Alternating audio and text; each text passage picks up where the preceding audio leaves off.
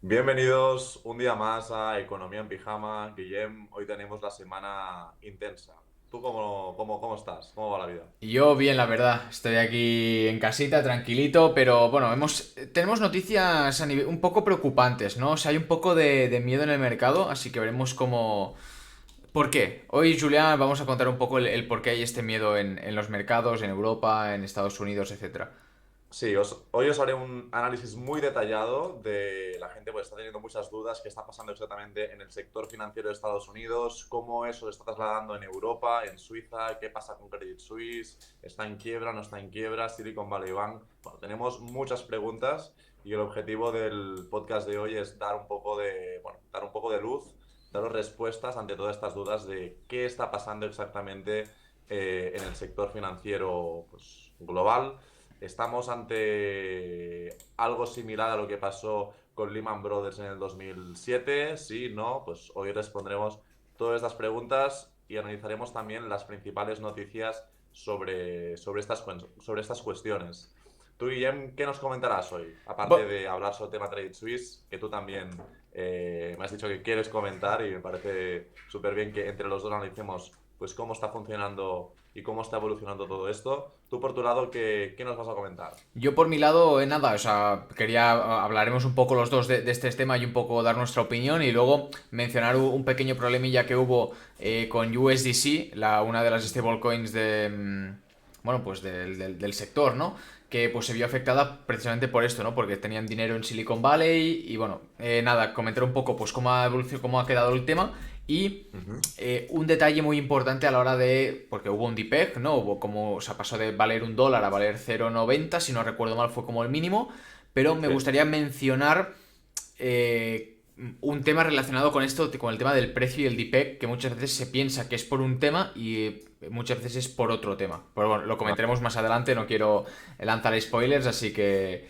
Pues Bueno, hoy lo veremos todo. Hoy estad exacto. atentos y sobre todo, si todavía no seguís en YouTube o en Instagram o en Spotify o en todas las redes sociales donde estamos, pues por favor ya sabéis que podéis seguir a Guillem. Guillem, ¿dónde te pueden seguir? A mí, ojo, el otro día me dijeron de que nos abriéramos un canal de TikTok para subir clips y no sé qué, ¿eh? O sea, Bueno, pues mira. tiempo al tiempo al tiempo. Tampoco es que tengamos mucho, así que de momento podéis escuchar el programa completo en distintos sitios. A mí, Sí. CryptoBoy.btc en Instagram, en TikTok y CryptoBoy en YouTube. ¿Y a ti, Julia, dónde? A mí aquí abajo en Bolsa Expertos, en Instagram y después también podéis seguirme en bolsaexpertos.com en la página web. Pero Y sobre importante. todo, sobre todo por la calle no, y sobre todo si nos estáis escuchando en YouTube y no estáis suscritos, por favor suscribiros en YouTube, nos hace mucha ilusión y así nos animáis pues a que sigamos creando contenido, Exacto. informaros pues del día a día, de la semana a semana, qué va pasando en el mundo en cuanto a temas financieros, temas económicos y temas de inversión. Y importante, un buen like, como siempre. Y si estás en Spotify o otras plataformas, le das a las 5 estrellitas como si fuéramos un Cabify y nosotros felices. Exacto, y después de pedir nuestras limosnas, lo que vamos a hacer ya es empezar a piñón fijo con la cuestión del Silicon Valley Bank, qué ha pasado y después también qué ha pasado con Credit Suisse. Estad atentos porque empezamos ya. Venga. Antes que nada es importante entender que el sector financiero americano ha contagiado a Europa después de la quiebra del Silicon Valley Bank y del Signature Bank en Estados Unidos. Y ahora los problemas se han trasladado hasta nuestro continente, concretamente en Credit Suisse. La cotización bursátil de Credit Suisse, esto es importante, durante la sesión de este pasado miércoles, recordad que estamos grabando día jueves, ha sido totalmente catastrófica. Se ha desplomado la acción un 25% en solo un día y ha Hostias. acumulado durante los últimos 12 meses una caída del 75%. Después Guillem para que hablen de las criptos y la volatilidad. Mira, me ha robado la frase, digo, madre mía, un 25%, hostias, es mucha pasta, estamos hablando de mucho dinero. Totalmente. Entonces, actualmente, hablando de Credit Suisse, su deuda subordinada está pagando un interés del 60%. Y los Credit Default Swap, es decir, los seguros sobre el riesgo de impago, han subido por encima de 800 puntos. Y diréis, bueno, pues ¿esto qué significa? ¿Esto es bueno o es malo? Que los seguros sobre el riesgo de impago estén por encima de 800. Pues bien, no es demasiado positivo. Traducido al castellano, el tema de los que default swap significa que la probabilidad de quiebra del negocio ha superado el 50%. Y esta situación de pánico en Credit Suisse, para que pongamos un poco en perspectiva, pues si ese 50% es mucho o es poco, ya a priori vemos que no son buenas noticias para Credit Suisse, pero este 50% de probabilidad de quiebra de Credit Suisse es superior a la que rodeó, a la que afectó a Lehman Brothers antes de la quiebra de 2007. Todo este pánico se ha extendido a otros bancos europeos como Societe Generale o Banco Sabadell, que nos toca de más cerca, ¿no? Bajando en un solo día estos dos bancos más de un 10% también en la sesión de ayer, miércoles. La banca europea, también para poner en perspectiva qué ha pasado en el sector financiero a nivel Europa, ha perdido también en un solo día 60.000 millones de dólares. Es decir, que los bancos en general están viendo que el riesgo sectorial como consecuencia, y hablaremos un poco más adelante, de la subida de tipos y de la quiebra de Silicon Valley y de los problemas de Credit Suisse, digamos que se está extendiendo el virus y está creando entre los inversores una situación de pánico. Como veis, la situación es de pánico financiero que ha venido motivado por la quiebra del banco americano y que rápidamente se ha extendido hacia la banca europea. Pero la pregunta es, ¿por qué está pasando todo esto? Pues bien, cuando los bancos centrales, hemos hablado de Reserva Federal en Estados Unidos, del Banco Central Europeo en Europa, pues cuando los bancos centrales suben los tipos de interés, las estructuras financieras se vuelven más frágiles, dado que el coste de refinanciación de estos bancos y también de otras empresas aumenta como consecuencia de las alzas de los tipos de interés. Las subidas de los tipos de interés han sometido a estrés, a tensión, al sector financiero. Y cuanto más suban los tipos de interés, más problemas vamos a ver en este sistema financiero. Para poner también un poco en perspectiva, durante los últimos 2 años, los bancos centrales en Europa y también en Estados Unidos han llevado a cabo una de las subidas más fuertes de la historia. Hemos pasado de un interés cero antes y durante la pandemia a incrementar los tipos de interés alrededor del 4%, con el objetivo de frenar esa inflación que hemos hablado ya durante muchos programas, que se había disparado a máximos históricos de los últimos 40 años. Y al final, cuanta más tensión añades al sector financiero subiendo los tipos, más probable es que se rompa alguna de las piezas del engranaje y todo salte por los aires, causando, pues lo que estamos viendo, un efecto dominó de problemas graves en los bancos de todo el mundo y concretamente en Occidente. Y si filamos un poco más un poco más fino, si hilamos un poco más fino, perdón, sobre qué problemas tiene Silicon Valley Bank, pues bien, los problemas de Silicon Valley Bank se han generado como consecuencia de su gran exposición de dinero invertido en activos a largo plazo, concretamente en deuda americana, y aquí el grave problema que ha cometido Silicon Valley Bank ha sido que esa deuda a largo plazo en deuda americana lo ha hecho sin cubrir el riesgo de que subieran los tipos de interés y de que estos a largo plazo se depreciaran. Pues bien, Silicon Valley Bank tenía mucho dinero comprado en deuda americana, no había cubierto eso, deuda americana comprada hace un par de años, a tipos bajos. No había cubierto el riesgo de que estos tipos de interés subieran y la deuda americana subiera su precio, y eso lo que ha provocado es que esos activos a largo plazo se hayan depreciado, se han acumulado las pérdidas latentes muy significativas en el balance de Silicon Valley Bank, y básicamente lo que ha pasado es que ha sonado la alarma. Sonó la alarma, los clientes empezaron a retirar su dinero de forma masiva, el banco se vio obligado a liquidar esos activos a largo plazo rápidamente, asumiendo pérdidas muy significativas, muy importantes, y las pérdidas lo que han provocado es que han descapitalizado a la entidad, provocando su bancarrota. Y la gran pregunta aquí también, que muchos lo estáis haciendo, es: ¿ha sucedido lo mismo en Credit Suisse? Es decir, ¿este efecto contagio sucedió por los mismos motivos que en el caso de Silicon Valley Bank? Pues bueno, la respuesta es que no. Credit Suisse sí ha cubierto correctamente la mayor parte del riesgo de interés de sus activos a largo plazo. Por lo tanto, aunque hayan subido los tipos de interés, sus activos a largo plazo no se han depreciado. Además, Credit Suisse tiene la ventaja de que tiene unas importantes reservas de liquidez para cubrir la posible fuga de dinero de los depositantes, algo que no tenía tampoco Silicon Valley Bank. Pero Julia, Y antes de seguir, sí, me gustaría, es que estoy aquí, tengo aquí la información, dar detalles de sí, lo que has ido hablando, porque me parece interesante que la gente diga, vale, pero qué pérdidas, o sea, ¿de qué pérdidas estamos hablando en el tema de Silicon Valley, ¿no? Porque son números un poco elevados. Silicon Valley hace pasado jueves hicieron una ampliación de capital de mil ujú, setecientos cincuenta millones de dólares, ¿vale? 1.750. Porque lo que habías comentado de las letras de, o sea, en deuda de Estados Unidos a largo plazo, principalmente ujú. letras del Tesoro, era, o sea, tenían unas pérdidas, cuidado, pérdidas, de 1.800 millones de dólares. Porque tuvieron que Ujú. vender esos activos y Sí, sí, pues, sí. bueno, pues prevían esos 1.800 millones. ¿Qué pasa? Las acciones del banco caen más de un 60%, no sé cuánto fue, una burrada, Ujú. pero en 24 horas salieron 42.000 millones de dólares de la entidad. O sea, lo que Sí, estamos sí, diciendo sí. de, oye, Fuga de capital brutal. Sí, sí, claro, sí, pero total. me gusta poner, se ve que se puede, ¿no? Poner datos reales para que la gente diga, hostias, son números no precisamente pequeños, ¿sabes? O sea, es una burrada de dinero lo que se fue así, de la nada. Ahora te daré más datos que son bastante contundentes. Venga, Ya verás. Agarraos porque vienen vienen curvas. curvas. El tema es que, aunque los problemas de cada una de estas entidades financieras no sean los mismos, ¿vale? Los problemas, digamos que el virus puede ser el mismo, pero los problemas no son los mismos. Las causas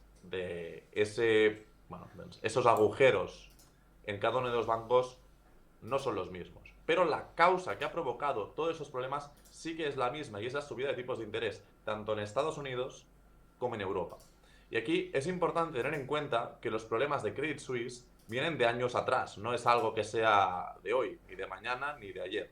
Durante los últimos 10 años se ha visto afectado este banco por numerosos escándalos financieros, lo que ha provocado, desde hace ya años, una retirada masiva de capital de sus antiguos clientes. Correcto. Pero es que además, en el año 2022, las pérdidas han sido mayores que las ganancias acumuladas. Ojo, pérdidas de 2022 han sido mayores que las ganancias acumuladas de los últimos 10 años.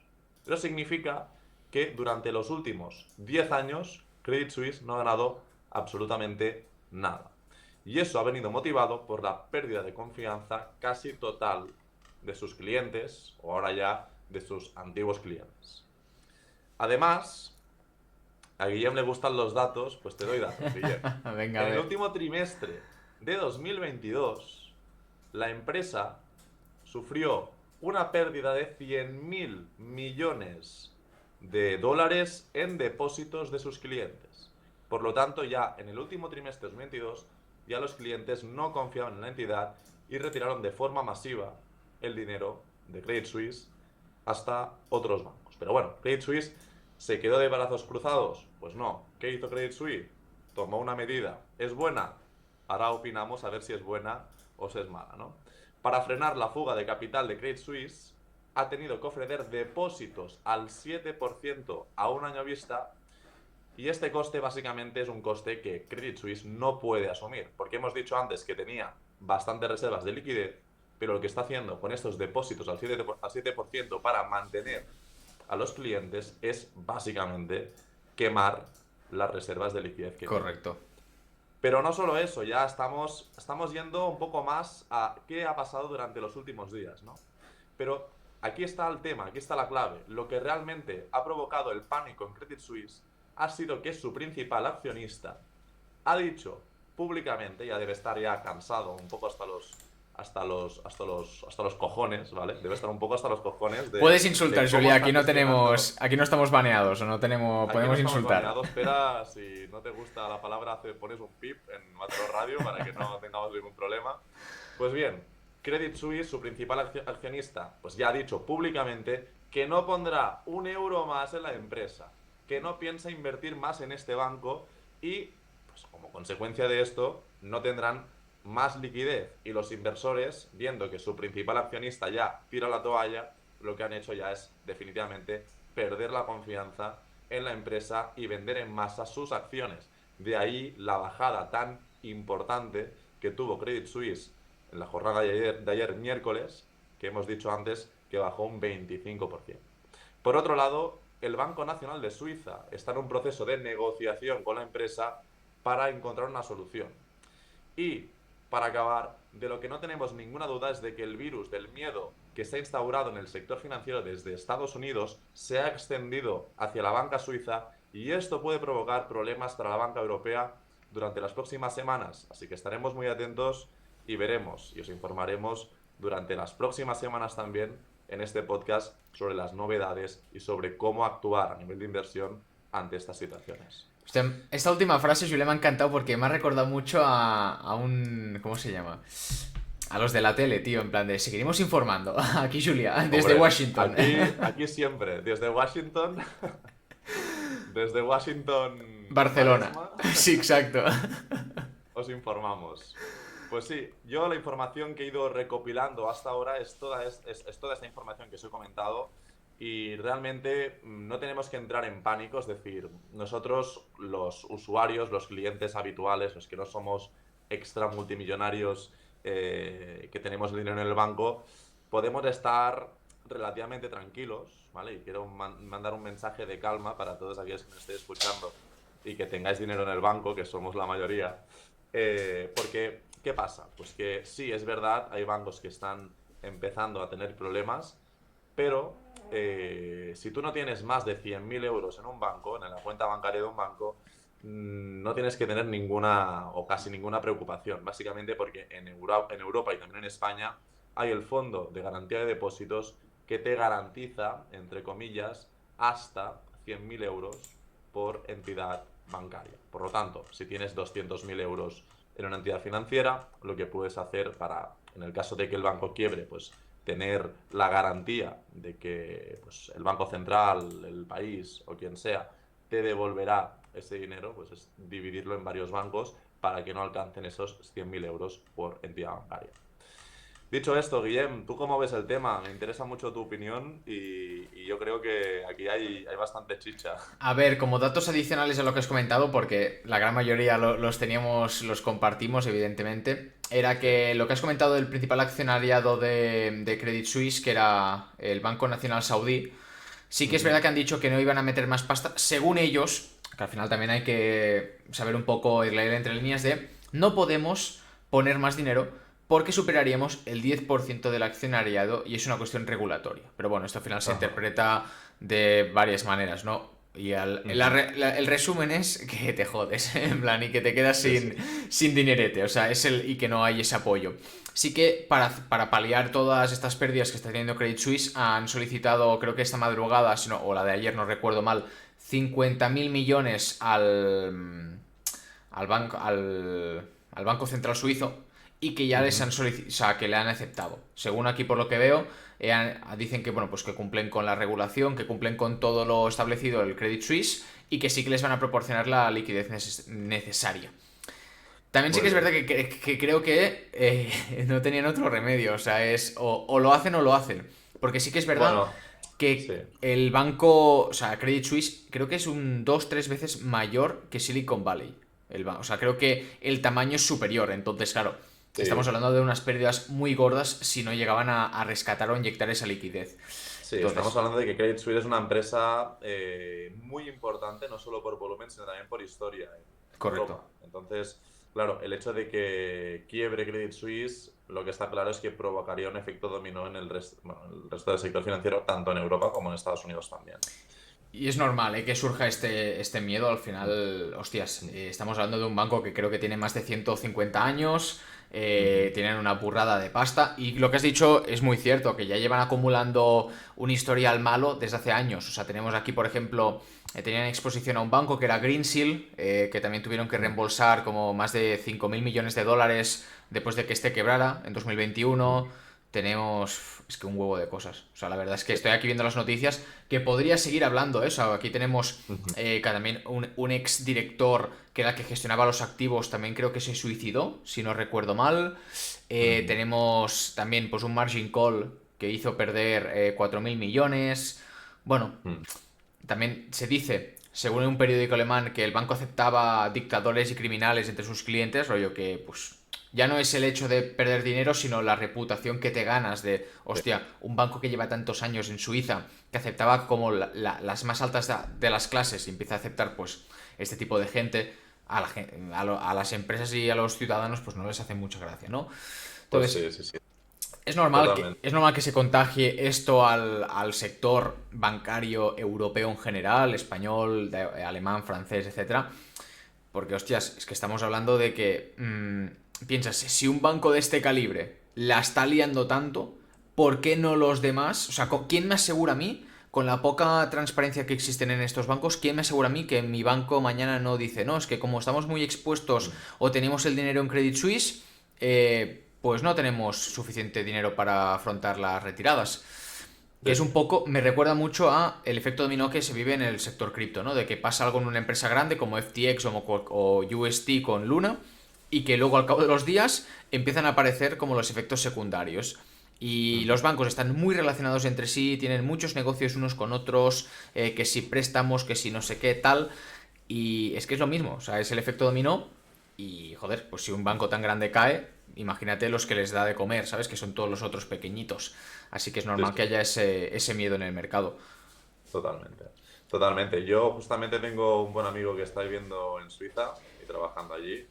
Y hoy por la mañana lo primero que he hecho ha sido llamarle y le he dicho, bueno, básicamente algo que ya sabe, y es que saque la pasta de Credit Suisse cagando hostias.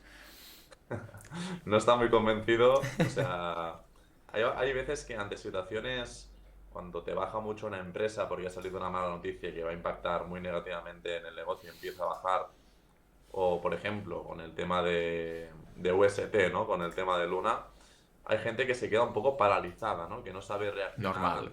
ante una situación de pánico porque no se han encontrado nunca.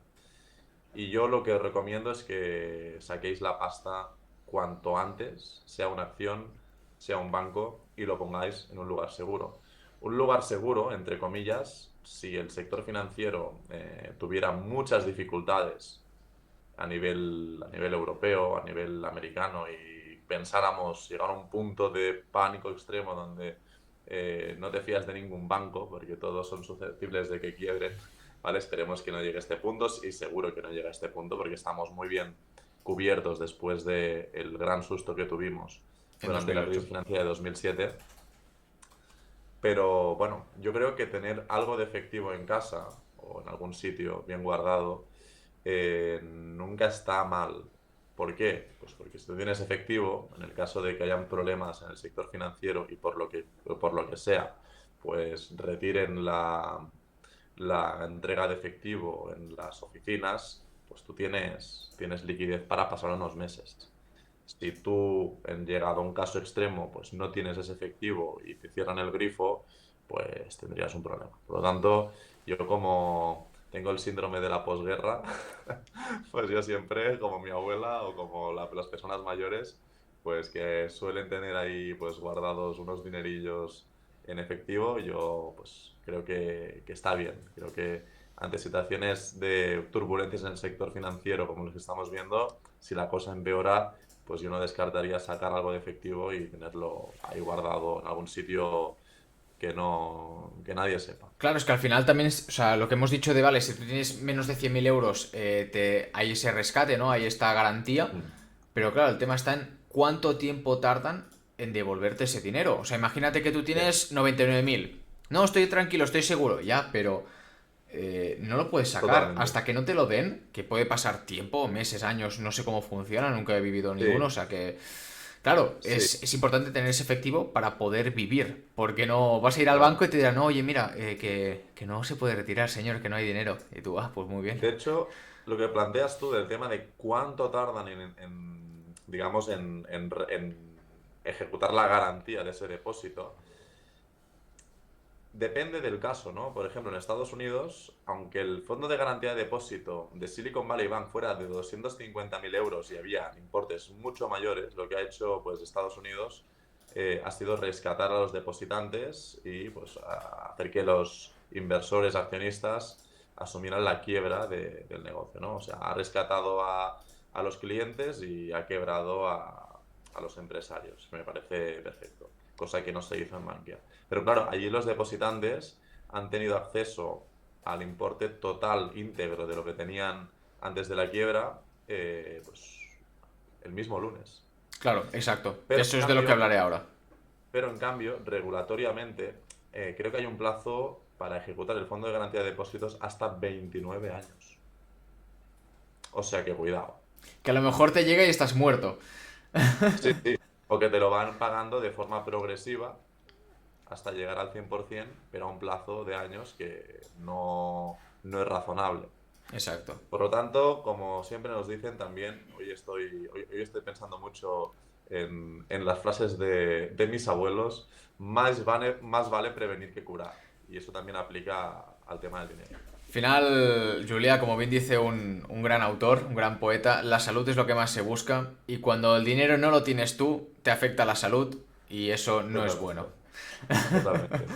Entonces, hablando un poco de Silicon Valley, me lo traigo al sector cripto. Seguramente algunos Ujú. lo visteis. Yo es que estoy hasta las mismísimas de levantarme una mañana y tener que ir corriendo al ordenador a hacer cosas porque es cada dos por tres. Nos Ajá. encontramos con que de pronto Circle, que es la empresa emisora de del USDC, del USD Coin, tenían 3.300 millones bloqueados en Silicon Valley Bank. Y esto creo que nos Ajá. enteramos un sábado, o mejor dicho, un viernes a la madrugada, ¿no? Que era un fin de semana. Entonces, claro, ¿qué pasa? USDC pierde la cotización contra el dólar y llegó a tocar los 0,90, si no recuerdo mal. A ver, lo tengo por Mm. aquí. 0, incluso bajó un pelín más, 0,88. Pero bueno, estuvo un tiempo Sí, ahí durante todo el sábado, estuvo en 0,90, 0,91. Y evidentemente perdió bastante market cap, o sea, al final pasamos de 43.000 millones a 30 y pico mil millones, ¿vale? Y esto evidentemente fue un poco de miedo, de decir, hostia, es que tiene una cantidad X que no puede retirar. Claro, hasta el lunes no se podía retirar ese dinero y nosotros nos enteramos de que ellos tenían el dinero un sábado. Por lo tanto, esto provocó bastante pánico. Yo, como bien ha dicho Julia, más vale prevenir que curar. Tenía recuerdos de Vietnam y dije, por mis cojones, que cambio los USDC a USDT. Sí que es verdad que luego ha recuperado la paridad, porque el lunes, como bien ha comentado Julia previamente, pudieron acceder a la totalidad de los fondos, o sea que no han tenido ninguna pérdida. Sí que es verdad que de 40.000 millones, perder 3.000 millones tampoco es mucho, o sea, es un porcentaje pequeño, podría haber sido más, entonces tampoco era tan grave, pero ya no era que fuera más grave o menos, sino el efecto dominó que podía causar. Y esto viene, lo relaciona un poco con la cotización del USDC, ¿no? Antes de eso, yo anuncié que yo cambiaba mis USDC por USDT por prevención, porque ya me pasó con FTX, me pasó con UST y no quería que me volviera a pasar. Digo, mira, prefiero perder un 10% y estar tranquilo. Aparte que tampoco tenía mucho capital, por suerte, o sea, no fue una pérdida en valor muy elevada. Pero dije, mira, prefiero hacerlo y estar tranquilo el fin de semana a comérmela. Entonces tampoco recomendé hacer una conversión a DAI. DAI es otra moneda, un stablecoin que sí. se emite a través de MakerDAO. Porque el 40%, si no más o menos el 40% estaba respaldado por USDC. Entonces no tenía mucho sentido debido a eso. Entonces era o cambiar a USD, o sea, al dólar, o cambiar a USDT, que era como la única confiable. Y lo tengo que decir entre comillas porque es ridículo que llevamos años y años viendo la mierda y tirando mierda a USDT y es la única que aguanta, tío. Es increíble. Totalmente. O sea, Eso que te iba a decir. es una Que con lo que burrada. se ha criticado USDT y ahí está, ahí No, sigue. no. Todo de PEC, pero USDT también Soy, ahí. y soy el primero que criticaba USDT y digo, madre mía, si es que al final es la única que aguanta, tío. Es increíble. Bueno, cosas de la vida, ¿no? Entonces, todo solucionado. USDC ya ha vuelto a la paridad. Entonces, quiero mencionar un poco esto lo he comentado en algún vídeo en YouTube antiguo, lo podéis ir a revisar, del tema de los order books, ¿vale? O sea, El hecho de que USDC pierda la paridad con el dólar no es porque tengan esas pérdidas de 300, o sea, de 3.000 millones, sino es por las órdenes de compra y de venta que hay en el exchange. En el exchange hay un libro de órdenes en el cual hay gente que compra y gente que vende. Entonces, para que se pueda realizar esa compra y esa venta, tiene que haber ambas partes. Porque si tú quieres comprar pero nadie te vende al precio que tú quieres, no se efectúa y entonces no hay ese intercambio, ¿no?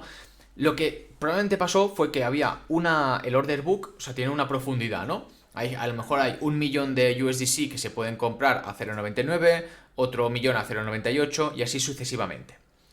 ¿Qué pasa? Si hay una venta masiva de USDC, que lo cambian a USDT, por ejemplo, tú vas vaciando el order book, vas vaciando esas órdenes de compra.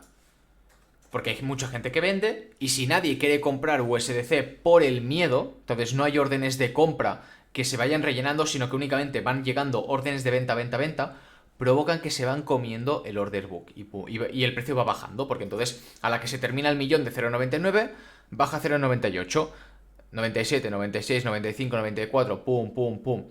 Y esto es lo que provocó que bajara tanto de golpe, ¿no? Porque pues hubo esa venta masiva y entonces no había órdenes de compra como para aguantar Sí. el precio. Podría haber ido a más, haber ido a menos. Por eso digo que muchas veces no nos... Hostia, el problema es mayor o menor. Bueno, es un poco cómo afecta al order book principalmente, que es lo que al final determina que una acción cotice a una cripto, mejor dicho, cotice a un precio o cotice a otro. ¿De acuerdo? Mm. Por eso decimos que el USDC o el USDT o el TUSD, aunque estén respaldados al 3000%, puede pasar que una venta masiva provoque eso, que es lo que vimos con UST. Un UST en Binance se desplomó el precio porque hubo una venta masiva de golpe que se comió todo el order book. Y ahí empezó un poco el efecto dominó. Pero hay que entender un poco eso, ¿no? Que, ok, esta venta viene dada por una noticia, pero que puede que llegue a más, aunque la noticia no sea tan grave, puede que llegue a más debido a esa vaciado de liquidez, ¿no? Que bueno, pues al final se quedó en una anécdota y ya está. Ujú. Simplemente quería mencionar eso, que creo que es Muy, importante que la gente lo conozca. muy interesante. Pues, Guillem, ¿tienes algo más que comentar? ¿Tienes alguna noticia más que... Yo por mi parte no. Sí que es verdad que al tema de Credit Suisse y Silicon Valley siempre recomiendo o sea, es interesante que se lea. Que se investigue sobre ello porque te da mucha información. O sea, realmente, bueno, tú lo sabes, aprendes un huevo. O sea, Ujú. aprendes muchísimo leyendo sobre cómo es ese efecto dominó, por qué ha pasado todo esto. También es verdad que Silicon Valley, si no recuerdo mal, muchos de sus depositantes eran startups, entonces no eran Ujú. muy fieles o muy gente estable, por decirlo así, ¿no? Entonces te vas enterando de cosas que Ujú. a lo mejor desconocías. Y como aquí siempre promulgamos, a saber sobre economía es importante, porque nos pensamos que a lo Totalmente. mejor España es aparte o que las criptos son aparte cuando todo está relacionado y es importante que conozcamos cuanto más información tengamos, mucho más visión objetiva tendremos del mercado global, ¿no? Así que os invito a que investiguéis sobre el crash tanto de Credit Suisse como de Silicon Valley, de la historia, que hemos mencionado algunos casos, de la historia de problemas que ha tenido Credit Suisse en el pasado, este tipo Ujú. de situaciones, ¿no? Aunque estéis únicamente enfocado en criptos, únicamente en inmuebles, os afecta igual. Así que Totalmente. es lo Y yo único. para cerrar el programa, como anécdota, yo os comentaré pues cuándo fueron mis inicios, ¿no? De forma muy rápida. Y al final yo empecé a interesarme por el sector financiero y sobre la economía durante la crisis financiera de 2007-2008. Yo de repente empecé a ver por los periódicos y por todos los lados que estaba habiendo pues un problema económico gravísimo. Yo en esa época no sabía de qué iba la película y yo empecé a informarme, empecé a leer el periódico, empecé a bueno, pues me acuerdo que me suscribí a una revista que me enviaba la revista pues de forma semanal o mensual a mi casa, que se llamaba Estrategias de Inversión, que en esa época todo era campo, no había el volumen de analistas, de inversores, de personas que cuentan un poco cómo está evolucionando todo el mercado, sino que tenías que recurrir a la prensa escrita.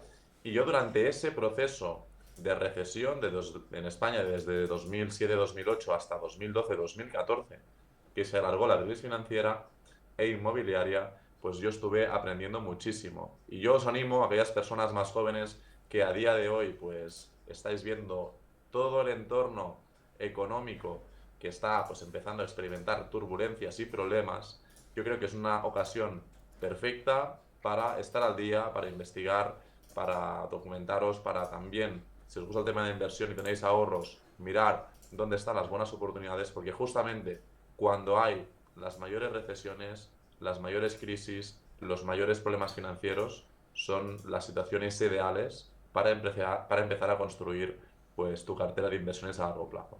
Así que todas esas personas jóvenes y no tan jóvenes, aquellas personas que empiecen a interesarse por el tema de inversión, este es un momento perfecto para empezar a aprender y nosotros pues os ayudaremos en todo lo que podamos para daros esos conceptos, esos análisis que os ayuden a entender mejor todo lo que nos rodea. Perfecto, Julián. Cierre espectacular, cierre de cine, tío. Y dicho esto, nada, si os ha gustado este vídeo, nos ponéis like, que nos hace mucha ilusión, os podéis suscribir, nuestras redes sociales tenéis por aquí abajo. Y nada, Guillem, nos vemos en el próximo programa, que me ha dicho un pajarito que será en persona, ¿no? Claro, Si vuelves a Mataró, será formato que nos gusta, será formato formato que nos gusta, un cara a cara, de los que a vez en cuando va bien traer. en vivo y en directo, perfecto, muy Exacto. bien. Así que vaya Pues bien, nada, familia. Cuidaos. Chao, nos vemos chao. la semana que viene, hasta la semana que viene, adiós.